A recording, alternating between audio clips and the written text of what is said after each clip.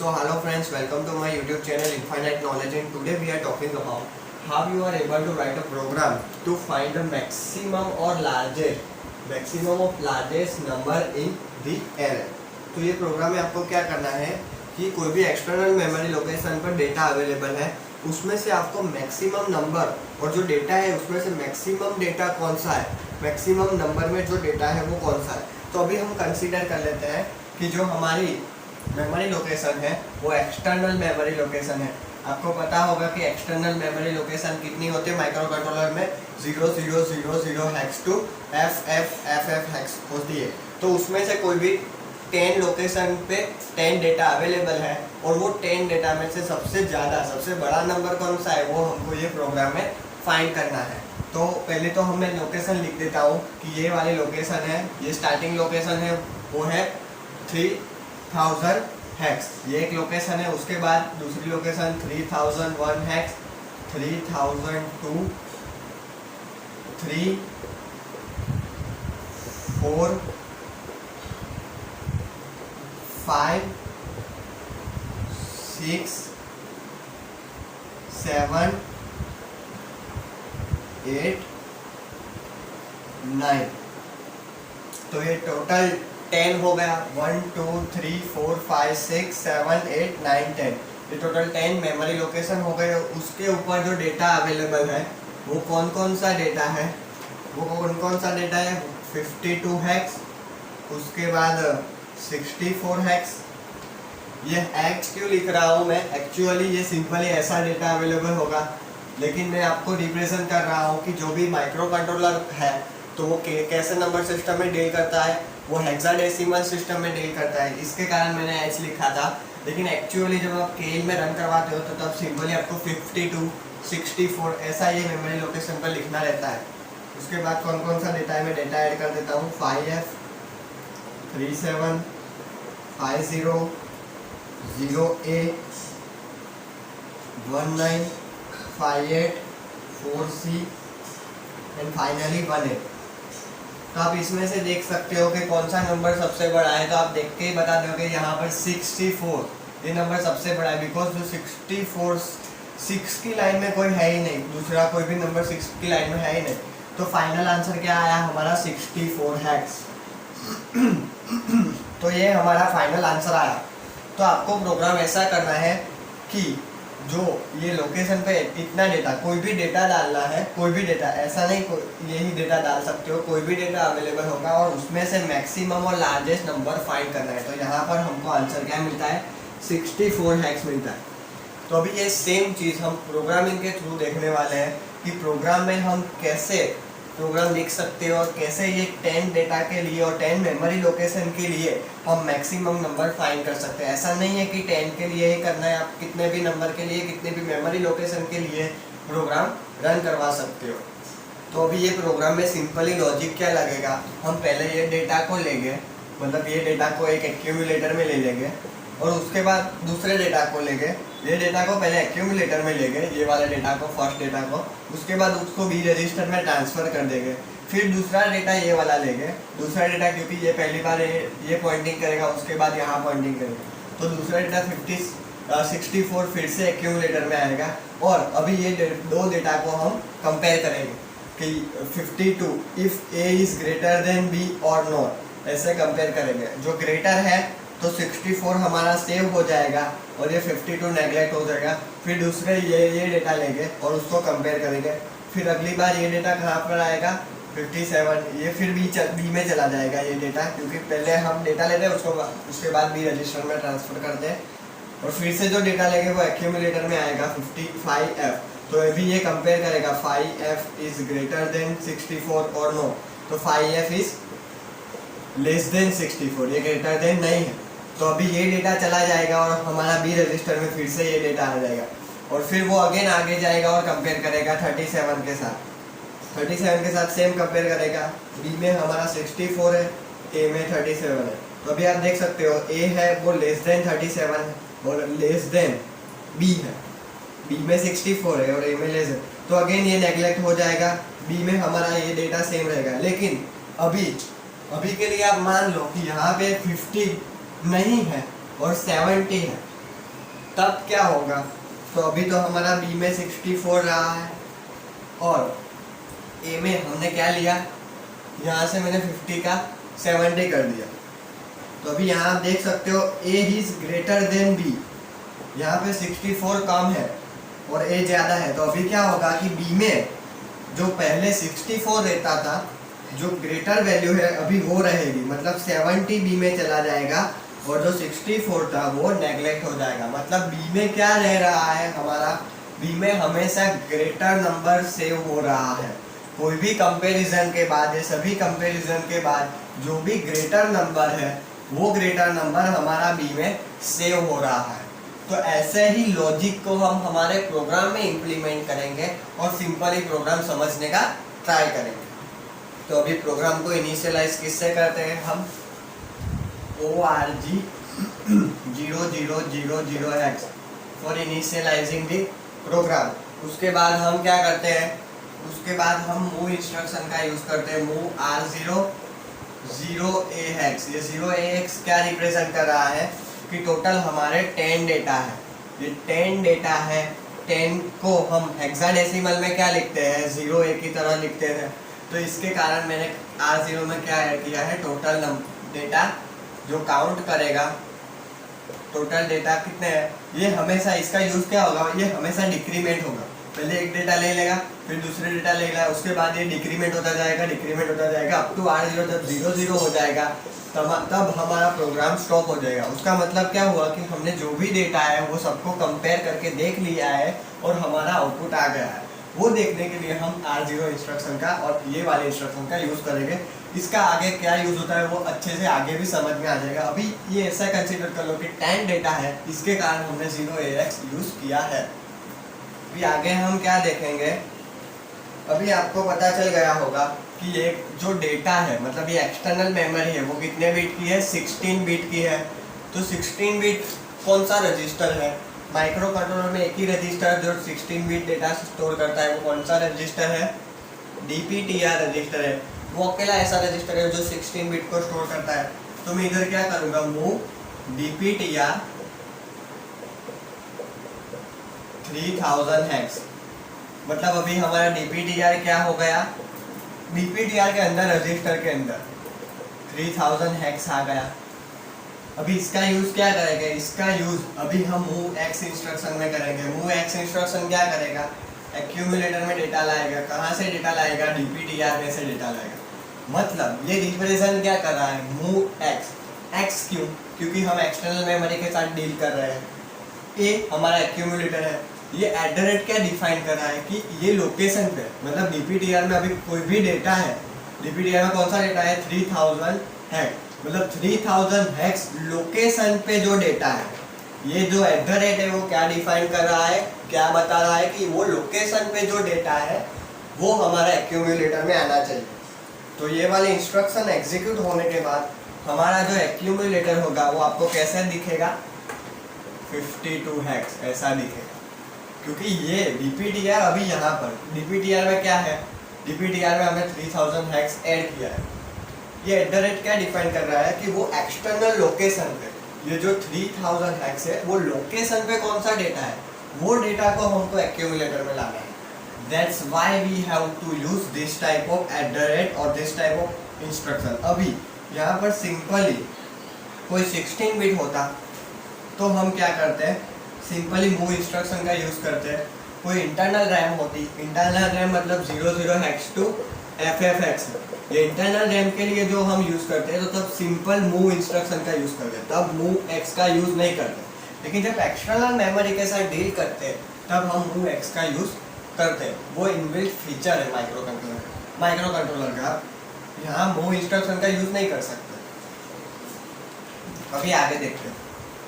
I hope you understand up till this. ये मैंने पहले जो भी वीडियो बनाए माइक्रो कंट्रोलर में, उसमें सब में ये कॉमन इंस्ट्रक्शन आती है।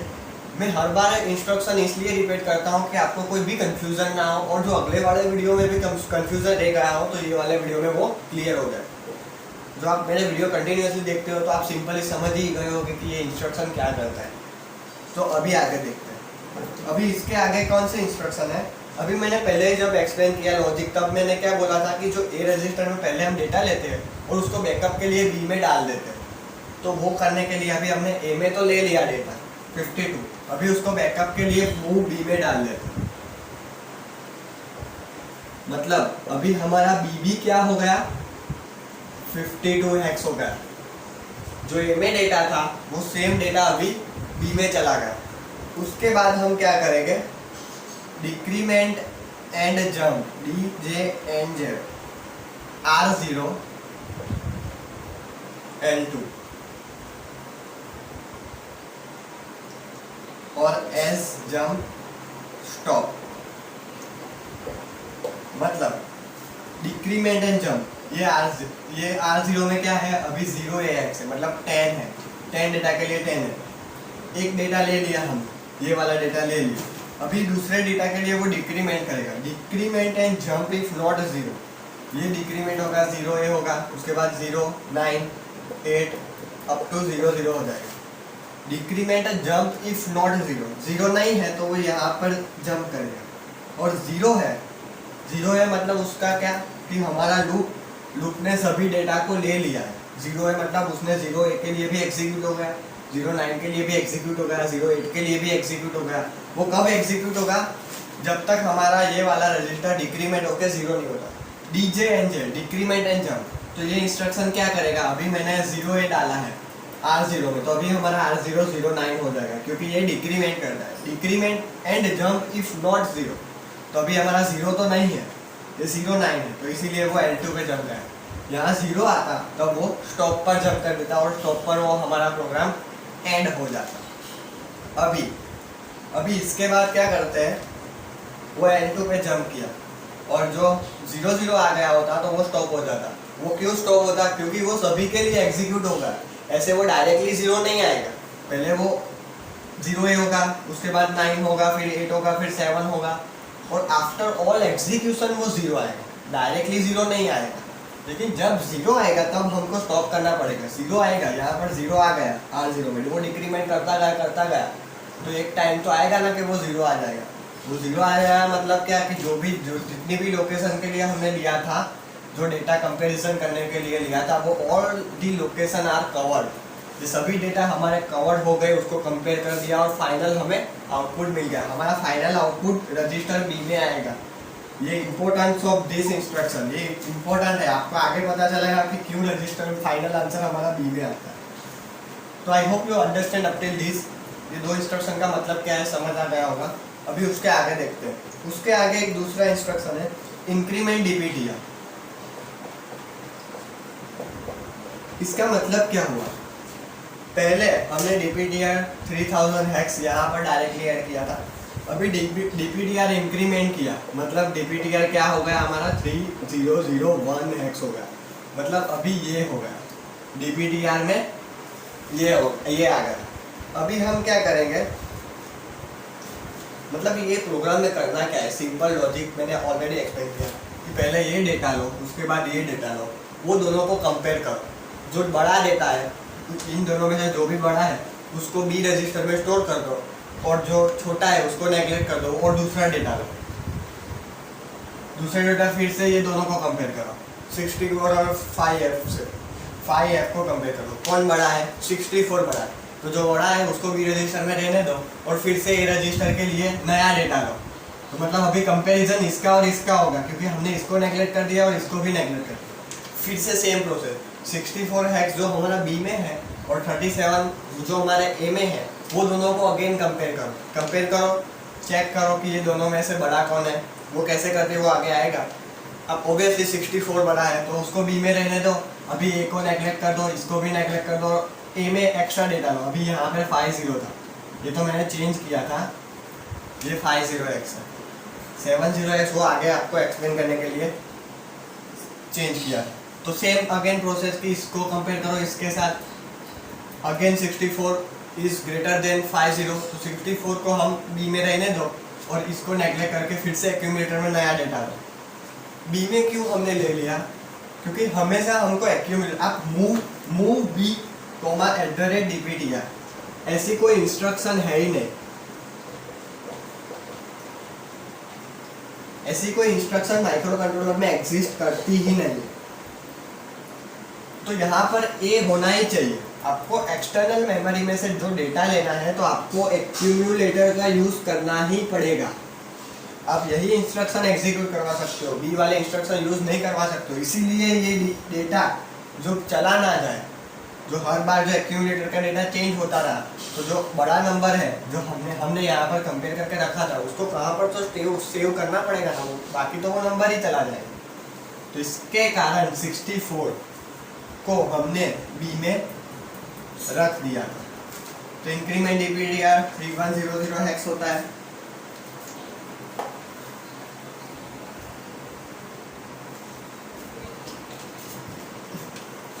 अभी इसके आगे मूव द कंटेंट ऑफ डीपीडीआर,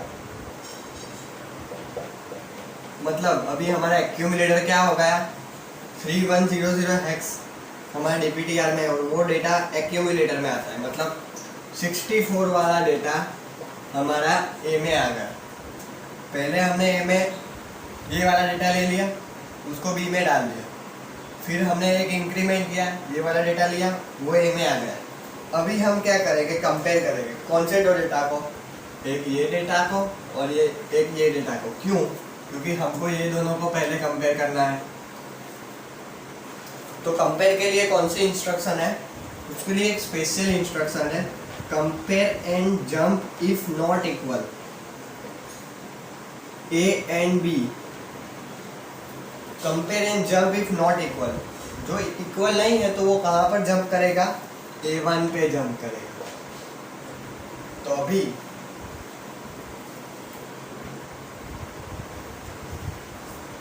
ये 3 इंस्ट्रक्शन में रब कर देता हूँ, वो तो आपको समझ में आ ही गई होगी।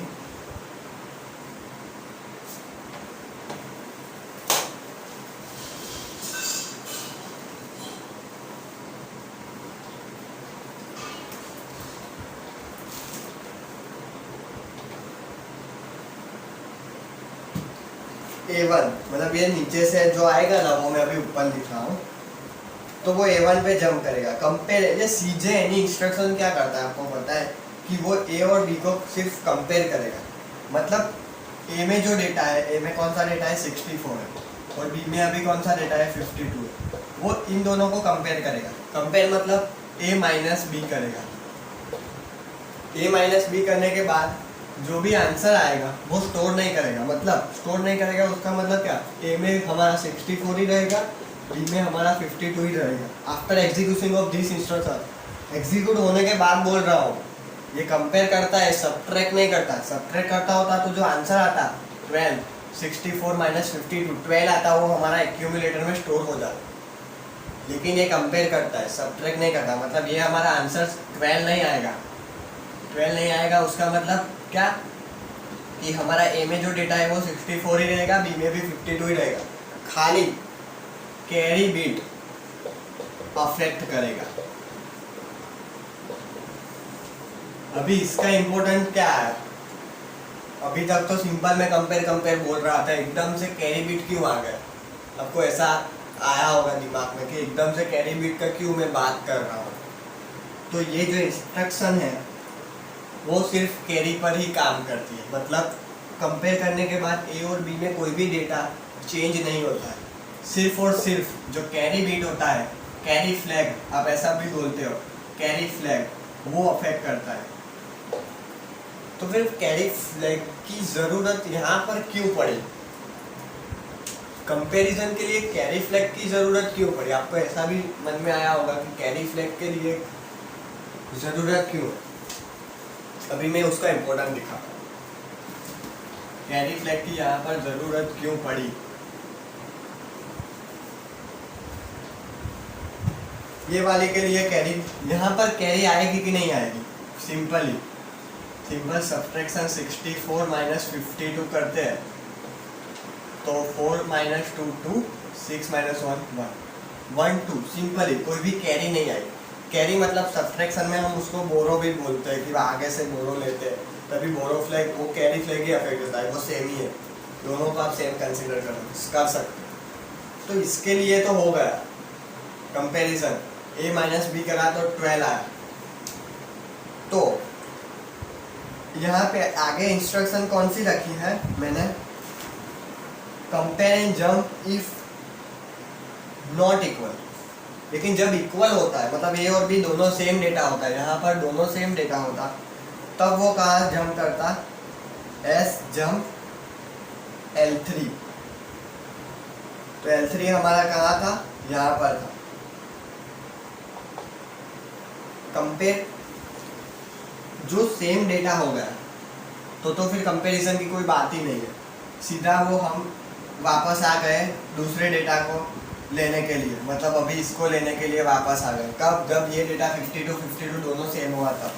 लेकिन compare and jump if not equal then A1, मतलब यहाँ पर मैं ऐसा A1 लिखता हूँ जब हमारा ये दोनों कंपेयर करने के बाद इक्वल नहीं है, इक्वल नहीं है, एक्चुअली में इक्वल नहीं है। तो वो क्या चेक करेगा कि jump if carry then L3। L3 कहाँ पर जंप करेगा, यहाँ पर।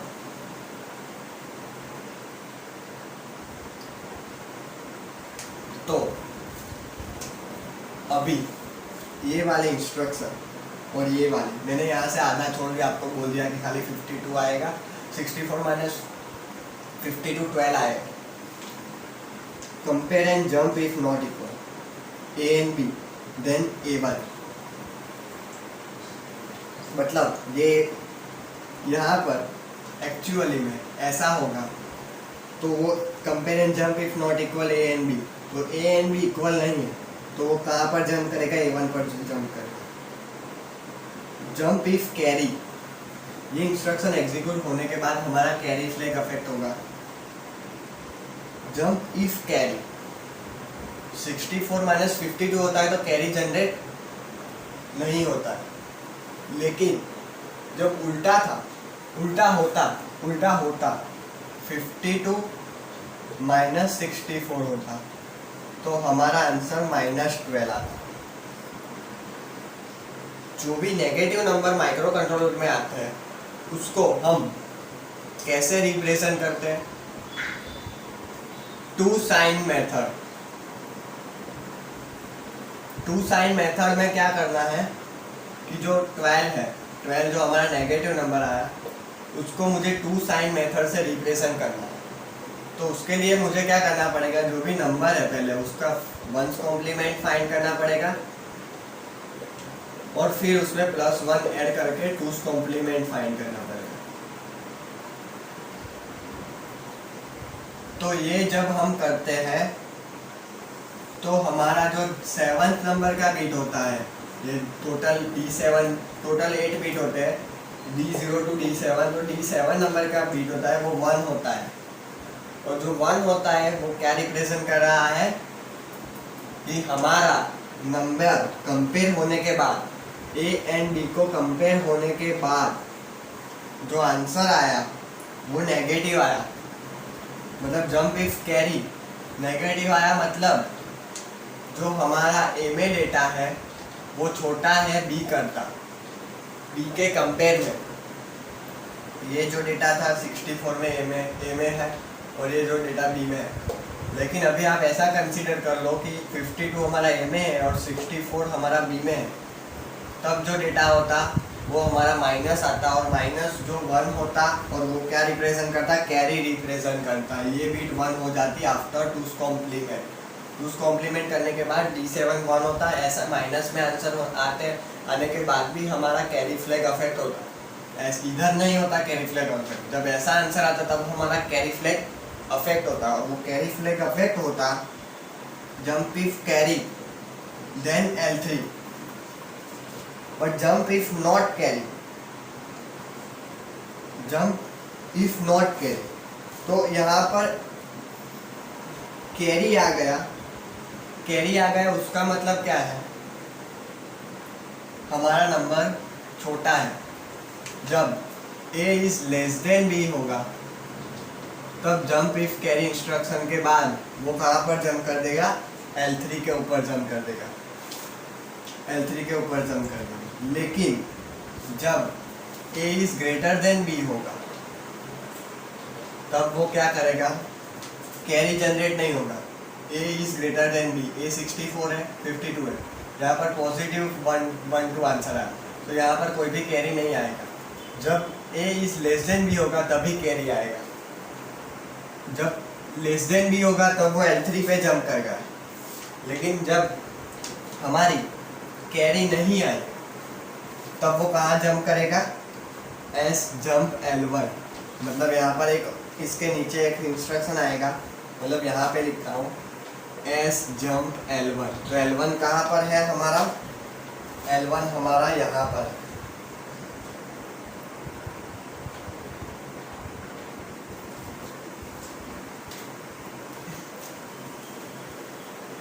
अब थोड़ा कंफ्यूजिंग लग रहा है, मुझे भी लग रहा है कि आपको थोड़ा कंफ्यूजिंग लग रहा है। फिर से यहाँ पे आ जाइए, फिर से यहाँ पे आ जाइए, मैं थोड़ा रब करता हूँ, फिर से रिपीट करता हूँ। आपको समझ आ गया तो वेरी गुड, लेकिन जो नहीं आया अभी ये वंस कॉम्प्लीमेंट वाला भूल जाओ। चलो डायरेक्टली एक्सप्लेन कर देते हैं। फिर से हम आ गए हैं ये इंस्ट्रक्शन। अभी हमारे पास अवेलेबल डेटा कौन से है, ए में है हमारे पास 64 और बी में है हमारे पास 52। Compare and jump if not equal, ये इंस्ट्रक्शन ए और बी को कंपेयर करेगा। कंपेयर मतलब 64 माइनस 52, मतलब ए माइनस बी करेगा। 64 माइनस 52, आंसर पॉजिटिव आया, कैरी जनरेट नहीं हुआ। Compare and jump if not equal, ये दोनों इक्वल तो नहीं है तो वो A1 पे जंप करेगा। जो इक्वल होता, दोनों इक्वल होता, ये भी 64 होता, ये भी 64 होता, तो वो डायरेक्टली L3 पे आ जाता। क्यों L3 पे आ जाता, उसको पता चल गया कि कंपैरिजन का कोई मतलब ही नहीं है, दोनों डेटा सेम है, तो उसको कौन सा बड़ा है कौन सा छोटा है वो देखने की ज़रूरत ही नहीं है, तो वो डायरेक्टली अभी नेक्स्ट इंस्ट्रक्शन के लिए चला गया। आप देख सकते हो कि यहाँ पर डिक्रीमेंट R0 होता है, R0 वो 0 1 के रिप्रेजेंट करता है, टोटल कितने हैं, वो L2 पर डायरेक्ट जंप करेगा और फिर दूसरे नंबर के लिए चालू होता है। तो ये तो बात खत्म हो गई, दोनों सेम है तो बात खत्म हो गई। लेकिन दोनों सेम नहीं है तो अभी आपको देखना पड़ेगा कि कौन सा नंबर बड़ा है कौन सा नंबर छोटा है। तो ये वाले इंस्ट्रक्शन बताएगा, लेकिन आपको ये वाले इंस्ट्रक्शन खत्म एस जम L3 वाले। लेकिन जब वो A1 पे जंप होता है, इक्वल नहीं है, तब जंप इफ कैरी, कैरी कब जनरेट होगा, जब ए हमारा लेस देन बी होगा तब हमारा कैरी जनरेट होगा। यहाँ पर ए इज ग्रेटर देन बी तो कैरी जनरेट नहीं हुआ, तो कब जनरेट होगा कि हमारा ए 52 होगा और बी 64 होगा तब। एक्चुअली में ये कंडीशन है नहीं, अभी के लिए ये कंडीशन नहीं है, आगे बन सकती है लेकिन इस पहली दो के लिए नहीं है। तो जंप इफ कैरी मतलब यहाँ पर कोई कैरी जनरेट नहीं होगा, क्योंकि एक्चुअल में हमारे पास ये कंडीशन है, हमको यहाँ पर कैरी नहीं मिल रही। तो वो क्या करेगा, एस जंप पे जाएगा, इसके नीचे एस जंप, इसके बाद ये वाली इंस्ट्रक्शन जंप इफ कैरी तो L3 पे जाएगा, लेकिन अभी के लिए कैरी नहीं है तो एस जंप L1 मतलब यहाँ पर चला जाएगा। और ये क्या स्टोर करेगा कि जो ए का कंटेंट है, मतलब ए में जो 64 है वो बी में चले जाएगा, मतलब अभी यहाँ पर 64 आ गया। सेम उसके बाद वो फिर से DJNZ R0 करेगा, उसको डिक्रीमेंट करेगा, 0 का 09 हो जाएगा, क्योंकि हमने स्टार्टिंग में टोटल 10 डेटा 10 लिखे थे, 10 का डिक्रीमेंट होकर 9 हो गया। 9 होने के बाद वो L2 पे जंप करेगा, इंक्रीमेंट DPTR 3002 होगा अभी 1 का। अभी यहाँ पर पहुँच गए हम, 2 आ गया। Move the content of A into DPTR, मतलब DPTR में अभी कहाँ पर पॉइंटिंग कर रहा है, 3002 पे पॉइंट कर रहा है। तो उसमें जो डेटा है 5F वो एक्यूमुलेटर में आ गया, ये इंस्ट्रक्शन एग्जीक्यूट होने के बाद 5F। ओके, अभी क्या होगा कि वो कंपेयर करेगा A और B को, A और B को। अभी A हमारा 5F है, A हमारा 5F है और जो B है वो हमारा 64 है। मतलब A is less than B, A is less than B, 5f is less than 64, तो हमारा कैरी जनरेट होगा। कैरी जनरेट होगा मतलब ये कंपेयर तो कर दिया कि इक्वल तो नहीं है, उसको पता तो चल गया कि ये दोनों नंबर इक्वल तो नहीं है, तो वो A1 पे चला गया। उसने देखा कि कैरी हुआ, हाँ हुआ। क्यों हुआ? क्योंकि हमारा एक्यूमुलेटर छोटा है किससे? B रजिस्टर से। तो वो कहाँ पे डायरेक्टली जंप कर देगा? L3 पे जंप कर देगा। L3 पे जंप करने के बाद वो डिक्रीमेंट कराएगा फिर से, और वो मतलब एज जब L1 नहीं आया वो डायरेक्टली यहाँ पर से L3 पे जंप कर देगा। क्यों? ये इंस्ट्रक्शन का मैंने पहले ही ऐसे क्वेश्चन मार्क करके इम्पोर्टेंट बताया। ये मेन इंस्ट्रक्शन, ये जो नंबर बड़ा होता है उसको ए में स्टोर कर देती है। नंबर कब बड़ा होता है? नंबर कब बड़ा होता है? जब कैरी जनरेट नहीं होता है। जब कैरी जनरेट नहीं होता है तब वो क्या दिखाता है? एक्यूमुलेटर हमारा बड़ा है बी रजिस्टर। तो जो नंबर बड़ा है उसको स्टोर हम बी में करने के लिए ये एक्स्ट्रा इंस्ट्रक्शन का यूज करते हैं। तो इसके बाद जो हमारा फाइनल आंसर स्टोर होगा, यहाँ पर से मैंने दिखाया है सम स्टॉप। तो स्टॉप करके लास्ट इंस्ट्रक्शन आएगी, move the content of B into R1, मतलब R1 रजिस्टर में हमारा फाइनल आंसर 64 हैक्स मिल जाएगा। अभी रुको, एक एक्स्ट्रा मैं एक्सप्लेन कर देता हूँ। तो अभी आपको पता चल गया होगा कि वो L3 पे जंप कर गया यहाँ तक, इसके लिए 3200x। अभी वो फिर से R0 को डिक्रीमेंट करेगा, 8 हो जाएगा। एसजम स्टॉप तो होगा ही नहीं। क्यों नहीं होगा? क्योंकि ये 0 नहीं हुआ। R0 जब 0 होगा तब वो डायरेक्टली स्टॉप होकर हमारा R1 में आंसर दे देगा। अभी फिर से इंक्रीमेंट्स DPTR 3002 से अब 3003 हो जाएगा। 3003 हो गया, तो मतलब अभी यहाँ पर पहुँच गए। 3003x में जो डेटा था वो अभी एक्यूमुलेटर में चला गया, मतलब 37 है, तो अभी एक्यूमुलेटर में 37 आ गया। अभी फिर से कंपेयर करेंगे, ए और बी का कंपैरिजन होगा। तो ए में क्या है? हमारा 37 है, और बी में जो बड़ा नंबर हमको मिला था वो 64, तो वो 64। अभी ये दोनों का कंपेयर होगा, ए इज ग्रेटर देन बी और ए इज लेस देन बी। आपको क्या दिखता है कि 37 64 से बड़ा है या 64 37 से बड़ा है? ऑब्वियसली 64 37 से बड़ा है, मतलब ए हमारा लेस देन बी। इसका मतलब क्या हुआ? कैरी जनरेट होगा। कैरी जनरेट होगा मतलब यहाँ से हम डायरेक्टली यहाँ पर कूद जाएंगे, L3 पे जंप करेंगे, और हम जो बी में जो डेटा स्टोर था वो रहने देंगे। बी में जो डेटा स्टोर था वो रहने देंगे। अभी मैं ऐसा कंसीडर करता हूँ, यहाँ पर फिर से मैं कंसीडर करता हूँ कि यहाँ पर फिर से 70 आए। 70 क्या है? 64 से बड़ा है। तो अभी यहाँ पर फिर से आ जाओ, हमने यहाँ पर जंप कर दिया था ये वाले इंस्ट्रक्शन में, अब भी जंप किया था, क्योंकि यहाँ आगे तो जाएगा ही नहीं। एसजम्प L1 कब जाएगा? कैरी जब जनरेट नहीं होगा तब जाएगा, लेकिन यहाँ पर कैरी जनरेट हुआ, ये वाले के लिए कैरी जनरेट हुआ। अभी रुको, यहाँ पर हम आए, DJ NZ R0 L2 किया, ये उसको 8 से 7 किया। एसजम्प स्टॉप तो आएगा ही नहीं। इंक्रीमेंट DPTR किया, 3003 से 3004 पे जंप किया। DPTR का कंटेंट एक्यूमुलेटर में लाया, मतलब अभी हम एक्यूमुलेटर में क्या आ गया? 70 आ गया। 70 क्या आया? अभी वो कंपेयर करेगा। ए में अभी हमारा 70 है और बी में हमारा 64 है, 64 ही है, सॉरी 64 ही। तो अभी A is greater than B, obviously 70 is greater than 64, तो इसके लिए कैरी जनरेट नहीं होगा। जब लेस देन होगा तभी कैरी जनरेट होगा, ग्रेटर देन के लिए कैरी जनरेट नहीं होगा। If A is greater than B तब कैरी जनरेट नहीं होगा, if A is less than B तब कैरी जनरेट होगा, अभी के लिए नहीं होगा। Jump if carry then L3, लेकिन कैरी जनरेट नहीं हुआ तो वो कहाँ जाएगा? एसजम्प L1 में गया। L1 में जाने के बाद वो जो ए का कंटेंट है उसको बी में डाल दिया, मतलब जो ए का कंटेंट 70 है उसको बी में डाल दिया। तो आपको पता चला कि कितने नंबर के लिए हमारा 64 बड़ा था कंपैरिजन के बाद। तो हमारा एक्यूमुलेटर में 64 रहता था, लेकिन जब हमने ये वाले नंबर के लिए ये वाले नंबर से कंपेयर किया तो हमारा 70 बड़ा है, तो वो 70 को यहाँ पर बी में रख दिया।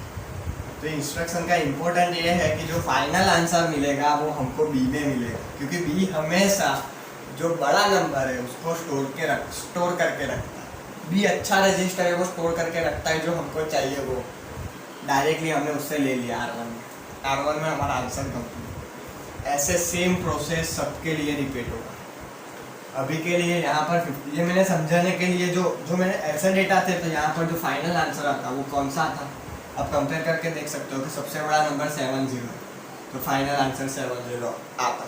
लेकिन जब यहाँ पर 5 था, एक्चुअल डेटा हमारा 5 था, तो फिर कंपैरिजन करके सबका देखते तो कौन सा आंसर राइट होता, 64, क्योंकि 50 इज लेस देन 64। तो फाइनली जो 64 हमारा आंसर था वो हमको R1 में मिल जाएगा ये वाले डेटा के लिए। जो यहाँ पर 7 आ जाता तो 70 मिल जाता, क्योंकि 70 64 से बड़ा है। So I hope you understand this video. मैंने पूरा एक्सप्लेन अच्छे से किया है, पॉइंट टू पॉइंट क्लियर करा है। Still if you have still any query, कोई भी क्वेरी अभी तक बाकी रह गई हो, कुछ भी डाउट हो, सिंपली कमेंट कर देना, मैं डेफिनेटली रिप्लाई देता हूँ। रिप्लाई इजीली मिल जाएगा, तुरंत ही मिल जाएगा। ऐसे तो मैं ऑनलाइन ही देता हूँ, लेकिन 1-2 घंटे में आंसर मिल ही जाएगा आपको। कोई भी क्वेरी रहती है जो आपको, तो सिंपल कमेंट कर देना। And don't forget to like and subscribe my channel Infinite Knowledge, and again thanks for watching this video.